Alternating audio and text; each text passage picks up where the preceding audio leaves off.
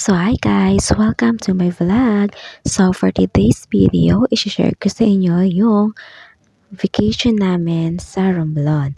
And of course, bago tayo makarating ng Romblon, so kailangan muna nating sumakay ng barko. And ayan, habang nakasakay po tayo ng barko, syempre nag-video muna ang inyong feelingerang vlogger. And finally, nakarating na tayo, pero TikTok is life muna. So, ayan, nag-TikTok muna ako para naman may my day muna ako habang hindi pa nakakapasyal. And this is it. This is our day 1. So, of course, yan, papunta kami sa dagat. And nakita ko yung flower, sobrang ganda naman ito. So, kinuha ko na lang.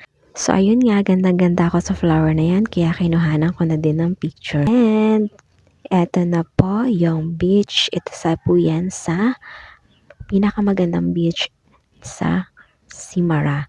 So, ayan, makita nyo naman po na ang ganda po ng dagat niya and then sobrang linis po niya. So, kapag naisipan nyo pong magbakasyon ng Simara Romblon, so isa po yan sa beach na puntahan nyo. Ang pangalan po niyan ay Calmadan Beach.